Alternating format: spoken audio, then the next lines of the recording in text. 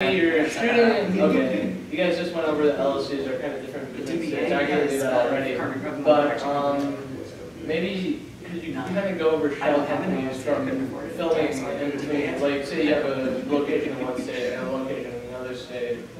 Well, you make a shell company for... No, you have a state of residence, okay. Whatever, and there's ways to move that around. But let's just, okay, I live in Washington.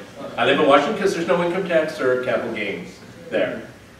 So I incorporate there, right? LLC, okay. Sharkey Productions. I still incorporate in that resident state because I happen to like doing Washington because of no income tax, no capital gains for the movie. So we didn't do it for Face of Fear because it was a short. But let's say I do XYZ motion picture. I do a XYZ motion picture LLC in there, but I can travel anywhere. If I do business as that shell company under, let's say I go to California to shoot on the Universal set, because I want to shoot on the Universal set. That's fine, but as soon as I do that, then whatever California regulations, or if I come to Illinois, any Illinois regulations, I have to meet. Okay, and that company pays that, but this is shelter. That's why now, if I don't have the second one there, and I'm just doing it out of the Sharkey Productions, and I go to California. Now my whole Sharkey Productions is screwed up. Because the other projects, because I'm doing his next movie, also now that's, Illinois might want to go after that, and there's some legal issues, and I've had this happen to me from California. They want to start, taxing all our employees. So that's why you do the multiple, whatever. And plus there's a shelf life to these things.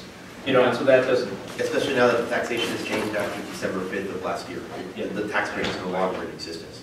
So it's much more brutal out in LA right now. Yes, we have any more questions?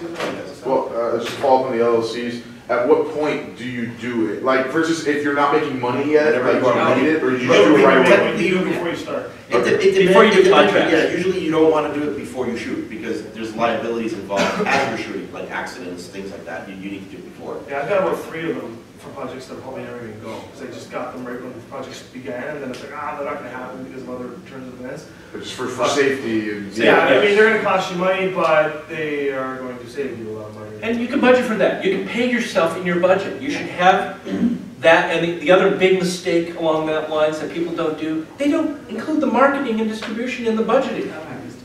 And take 20, whatever it costs you to make the money, that X number, take 20% of that, put it in the budget for, that's the industry standard for in case shit happens. Okay? And trust me, you will be glad you did 20%. Some say 10, but 20. So I know. This is specifically one I'll try to keep it quick that I want to talk about to make sure it's something that I throw out. That was an amazing resource for me from the indie side. No distribution, no sales rep, none of that scenario. That's an amazing resource. It's available to anybody, literally anyone. It has nothing to do with film, but there is an entire section specifically for entertainment, and they're called the Hedge Fund Group. If you guys don't know what a hedge fund is, it could simply be any person sitting on this panel that just has a discretionary fund that they want to use to fund whatever the hell they want to fund. Anyway, it doesn't matter. And there's a lot of people like that specifically for entertainment, but they're not necessarily entertainment people. They're just looking for something to fund. The hedge fund group is a group that you could actually join as like a forum group from LinkedIn. And they themselves have over 55,000 individuals right now listed as people that want to specifically fund projects in the entertainment industry. Their budgets can be anywhere from $5,000 because they just want to start learning to produce, and they just want to start with shorts. Ranging to I've seen one particular gentleman that's part of Excel Partners.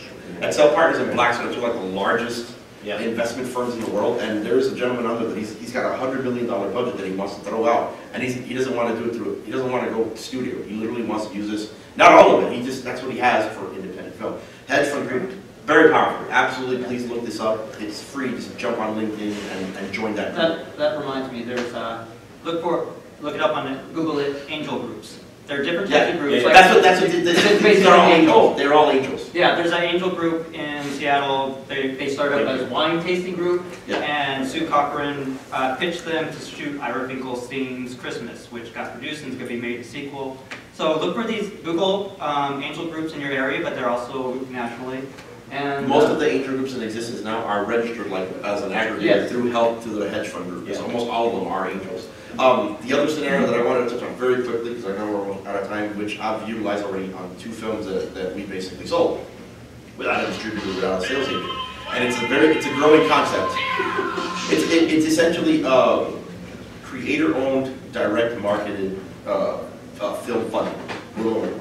And I'll give you a perfect example. Does anybody here know a film company called Asylum Films? Any of you heard of that? Yeah. Okay, those of you that know, you probably watch sci-fi and you watch Megapython or Oh, yeah. Sharktopus or Yes. all those kinds of things. Mega shark. Asylum Films, what they basically did is it's a group of people that literally want to make the films they want to make, regardless of what what anyone else says. They're making the movies they love. These are like a group of guys that grew up on Godzilla and those kind of scenarios. So they branched into these types of films, and they branched into another set of films.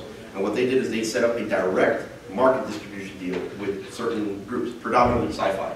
Sci-fi actually works with that a lot. We have one with Verity Films that I worked on as an associate producer, and we sold 2 films, one Blood Moon and the other Idle Threats. Idle Threats is in pre-production, and they've already paid 50% of the budget up front as a funding source that they've used. So this scenario is solid for independent because they don't get in the middle of the control. They're either going to do one of 2 things. They're either going to say, well, if you already are going to make this and you're already working on funding, make the pilot or make the film, and then we'll either buy the right or buy the license and then utilize it for our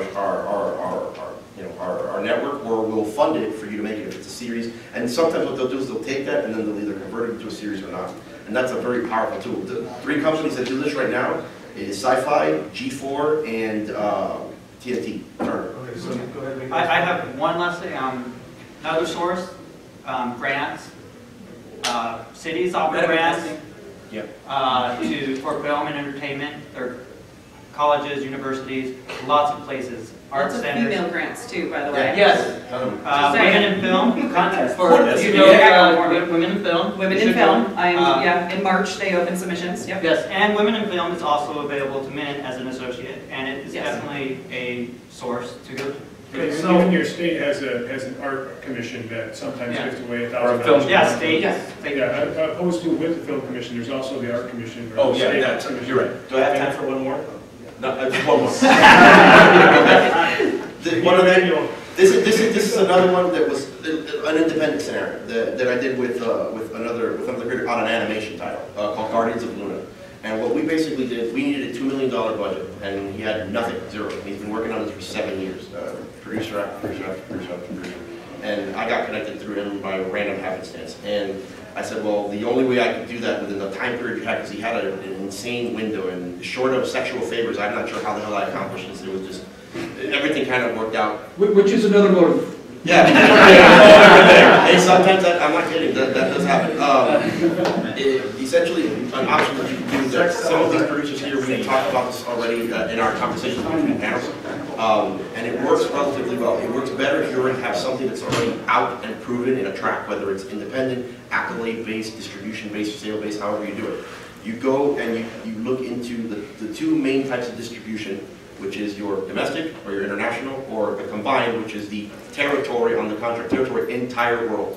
They try to not use the derogatory term moral obligation. But either way, forget all that. The point is, contact a foreign distribution group. And the foreign distribution group, if you already have something that tracks, a lot of times what they will do is they'll look at a 25 to 50% budget payment that they'll pay you up front and partner with you to have the rights to distribute what you're producing before it's even made based on a script or treatment, so that now you have 50% of your budget up front, or of the budget that you worked with them. Based on that, now you have the first money in to entice other producers to come in and jump in on. If you're wondering how Jim Jarmusch keeps making movies, it's that way. Yeah. All right, he gets thank you very much, everybody. Okay, bye. We're done. Also go on filmfinancing.org. For the International Institute of Film Financing. I highly recommend.